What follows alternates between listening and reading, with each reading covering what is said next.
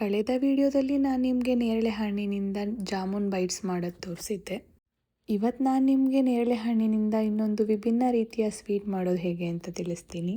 ಈ ಸ್ವೀಟ್ ನೋಡೋಕ್ಕೆ ಎಷ್ಟು ಚೆನ್ನಾಗಿದೆಯೋ ಅಷ್ಟೇ ಟೇಸ್ಟಿಗೆ ಕೂಡ ಆಗಿರುತ್ತೆ. ಯಾವುದೇ ಆವೆನ್ ಕೂಡ ಬೇಕಾಗಿಲ್ಲ ಮತ್ತು ಯಾವುದೇ ಸ್ಟೀಮ್ ಕೂಡ ಮಾಡಬೇಕಾಗಿಲ್ಲ. ತುಂಬ ಕಡಿಮೆ ಪದಾರ್ಥಗಳಲ್ಲಿ ತುಂಬ ಈಸಿಯಾಗಿ ಮಾಡ್ಬೋದು. ಒಂದು ಸಲ ಟ್ರೈ ಮಾಡಿ. ಮೊದಲಿಗೆ ನಾನಿಲ್ಲಿ ಒಂದು 1/4 kg ನೇರಳೆ ಹಣ್ಣು ತೊಗೊಂಡಿದ್ದೀನಿ. ನೇರಳೆ ಹಣ್ಣನ್ನ ಚೆನ್ನಾಗಿ ತೊಳೆದಿಟ್ಕೊಂಡು ಅದರದ್ದು ಬೀಜ ಎಲ್ಲನೂ ತೆಗೆದು ಸಣ್ಣಕ್ಕೆ ಕಟ್ ಮಾಡಿ ಇಟ್ಕೋಬೇಕು. ನೇರಳೆ ಹಣ್ಣು ಚೆನ್ನಾಗಿ ಹಣ್ಣಾಗಿರೋದು ತಗೊಳ್ಳಿ, ಆಗ ಈ ಸ್ವೀಟ್ ಟೇಸ್ಟ್ ತುಂಬ ಹೆಚ್ಚಾಗುತ್ತೆ. ಈಗ ಕಟ್ ಮಾಡಿ ಇಟ್ಕೊಂಡಿರೋ ನೇರಳೆ ಹಣ್ಣನ್ನ ಒಂದು ಮಿಕ್ಸಿ ಜಾರ್ಗೆ ಹಾಕಿ ಒಂದು 2ರಿಂದ 3 ಟೇಬಲ್ ಸ್ಪೂನ್ ಶುಗರ್ ಹಾಕ್ಕೊಳ್ತಿದ್ದೀನಿ. ನಿಮಗೆ ತುಂಬ ಸ್ವೀಟ್ ಬೇಕಂದರೆ ಅಥವಾ ಕಡಿಮೆ ಸ್ವೀಟ್ ಬೇಕಂದರೆ ನಿಮ್ಮ ಅಳತೆಗೆ ತಕ್ಕಂಗೆ ಶುಗರ್ ಹಾಕ್ಕೊಳ್ಳಿ. ನೀವು ಬೇಕಂದರೆ ಬೆಲ್ಲ ಕೂಡ ಯೂಸ್ ಮಾಡ್ಬೋದು. ಸಣ್ಣಗೆ ರುಬ್ಬಿಟ್ಕೊಂಡಿದ್ದೀನಿ. ರುಬ್ಬಿಟ್ಕೊಂಡಿರೋದ್ರಿಂದ ಜಾಲರಿಯಿಂದ ಸೋರಿಸ್ಕೊತಿದ್ದೀನಿ. ಸೊ ಅದ್ರ ಮೇಲಿರೋ ಸಿಪ್ಪೆ ಎಲ್ಲ ಹೋಗಿ ಫೈನ್ ಸ್ಮೂತ್ ಪೇಸ್ಟ್ ಬರುತ್ತೆ. ಆ ಪೇಸ್ಟ್ನ ಒಂದು ಪ್ಯಾನ್ಗೆ ಹಾಕಿ ಒಂದು 5 ನಿಮಿಷ ಬೇಯಿಸಿ ಗಟ್ಟಿಯಾದ ಕನ್ಸಿಸ್ಟೆನ್ಸಿ ಬರೋವರೆಗೂ ಬೇಯಿಸ್ಕೋಬೇಕು. ನೋಡಿ, ಈ ಥರ ಕನ್ಸಿಸ್ಟೆನ್ಸಿ ಬರೋವರೆಗೂ ಬೇಯಿಸ್ಕೊಳ್ಳಿ. ನಂತರ ಮಿಕ್ಸಿ ಜಾರ್ಗೆ ಒಂದು ಅರ್ಧ ಕೊಬ್ಬರಿ ತೊಗೊಂಡು ನೀವು ಬೇಕಂದರೆ ಕಾಯಿ ಕೂಡ ಯೂಸ್ ಮಾಡ್ಬೋದು.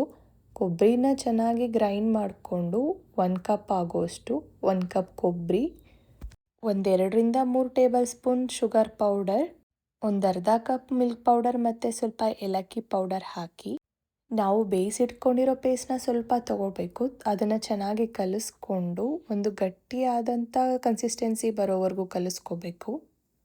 ತುಂಬ ಜಾಸ್ತಿ ಅಥವಾ ಕಡಿಮೆ ಮಿಕ್ಸ್ಚರ್ ಹಾಕ್ಕೋಬೇಡಿ. ಚೆನ್ನಾಗಿ ಈ ರೀತಿ ಕನ್ಸಿಸ್ಟೆನ್ಸಿ ಬರೋವರೆಗೂ ನಾವು ಕಲಿಸ್ಕೋಬೇಕು. ಅದಕ್ಕೆ ಎಷ್ಟು ಬೇಕೋ ಅಷ್ಟು ಮಿಕ್ಸ್ಚರ್ ಮಾತ್ರ ಹಾಕ್ಕೊಳ್ಳಿ. ಈಗ ಇನ್ನೊಂದು ಬೌಲ್ಗೆ ನಿಮ್ಗೆ ಇಷ್ಟವಾದ ಡ್ರೈ ಫ್ರೂಟ್ಸ್ ತೊಗೊಂಡು ನಾನಿಲ್ಲಿ ಬಾದಾಮಿ, ಪಿಸ್ತಾ, ಗೋಡಂಬಿ ತೊಗೊಂಡಿದ್ದೀನಿ. ಅದನ್ನ ಸಣ್ಣದಾಗಿ ಕಟ್ ಕೂಡ ಮಾಡ್ಕೋಬೋದು, ಇಲ್ಲ ಪೌಡರ್ ಕೂಡ ಮಾಡ್ಕೋಬೋದು. ಡ್ರೈ ಫ್ರೂಟ್ಸ್ಗೆ ನೇರಳೆ ಹಣ್ಣಿನ ಮಾಡ್ಕೊಂಡಿರೋ ಮಿಕ್ಸ್ಚರ್ನ ಸ್ವಲ್ಪ ಹಾಕ್ಕೊಂಡು ಸ್ಟಫಿಂಗ್ ರೆಡಿ ಮಾಡ್ಕೋಬೇಕು. ಈ ಥರ ಶೇಪಲ್ಲಿ ರೋಲ್ ಮಾಡ್ಕೊಂಡು ಇಟ್ಕೋಬೇಕು. ಈಗ ಒಂದು ಬಟರ್ ಪೇಪರ್ ತೊಗೊಂಡು ಆ ಬಟರ್ ಪೇಪರ್ ಮೇಲೆ ಸ್ವಲ್ಪ ತುಪ್ಪ ಸವರಿ ಎತ್ತಿಟ್ಕೊಂಡಿರೋ ಇನ್ನೊಂದು ಸ್ವಲ್ಪ ನೇರಳೆ ಹಣ್ಣಿನ ಮಿಕ್ಸ್ಚರ್ ಹಾಕ್ಕೊಂಡು ಚೆನ್ನಾಗಿ ಲಟ್ಟಿಸ್ಕೊಂಡು, ಅಂದರೆ ನೀವು ಡೈರೆಕ್ಟಾಗಿ ಲಟ್ಸಿದ್ರೆ ಲಟ್ಟಣಿಗೆಲಿ ಎಲ್ಲ ಅಂಟ್ಕೊಬಿಡುತ್ತೆ. ಅದಕ್ಕೆ ನಾನು ಇನ್ನೊಂದು ಬಟರ್ ಪೇಪರ್ ಯೂಸ್ ಮಾಡ್ತಿದ್ದೀನಿ. ಅದನ್ನು ಹಿಟ್ಟ ಮೇಲೆ ಕ್ಲೋಸ್ ಮಾಡಿ ಲಟ್ಟಣಿಗೆ ತೊಗೊಂಡು ಲಟ್ಸಿದ್ರೆ ಮಿಕ್ಸ್ಚರ್ ಯಾವುದು ಅಂಟ್ಕೊಳ್ಳಲ್ಲ. ಮೀಡಿಯಮ್ ಥಿಕ್ನೆಸ್ ಬರೋವರೆಗೂ ಲಟ್ಟಣಿಗೆಯಿಂದ ಲಟ್ಟಿಸ್ಕೋಬೇಕು. ತುಂಬ ದಪ್ಪನೂ ಬೇಡ, ತುಂಬ ತಿನ್ ಕೂಡ ಬೇಡ. ನೋಡಿ, ಈ ಕನ್ಸಿಸ್ಟೆನ್ಸಿ ಬರೋವರೆಗೆ ಲಟ್ಟಿಸ್ಕೊಂಡು ಅದನ್ನು ಶೇಪಲ್ಲಿ ನಾವು ಕಟ್ ಮಾಡಿಕೊಂಡು, ನಾನಿಲ್ಲಿ ಸ್ಟಫಿಂಗ್ ಯಾವ ಶೇಪಲ್ಲಿ ಮಾಡಿಟ್ಕೊಂಡಿದ್ದೀನಿ ಅದೇ ಶೇಪಲ್ಲಿ ಕಟ್ ಮಾಡ್ಕೋತಿದ್ದೀನಿ. ಕಟ್ ಮಾಡಿದ ಮೇಲೆ ಅದರದ್ದು ಎಕ್ಸ್ಟ್ರಾಸ್ ಎಲ್ಲ ತೆಗೆದಿಟ್ಕೊಂಡು ನೀವು ಅದನ್ನು ಕೂಡ ತಿನ್ಬೋದು. ಅದು ತುಂಬ ಟೇಸ್ಟಿಯಾಗಿರುತ್ತೆ, ವೇಸ್ಟ್ ಮಾಡಬೇಡಿ. ಶೇಪಿಗೆ ಕಟ್ ಮಾಡ್ಕೊಂಡಾದಮೇಲೆ ಡ್ರೈ ಫ್ರೂಟ್ ಸ್ಟಫಿಂಗ್ನ ಇಟ್ಟು ಅದನ್ನು ಬಟರ್ ಪೇಪರ್ನ ಯೂಸ್ ಮಾಡಿಕೊಂಡು ರೋಲ್ ಮಾಡಿ ಚೆನ್ನಾಗಿ. ನಾವು ಕೈಯಲ್ಲಿ ರೋಲ್ ಮಾಡ್ತೀವಿ ಅಂದರೆ ಅದು ಸ್ವಲ್ಪ ಕಷ್ಟ ಆಗುತ್ತೆ, ಕೈಗೆಲ್ಲ ಅಂಟ್ಕೊಬಿಡುತ್ತೆ.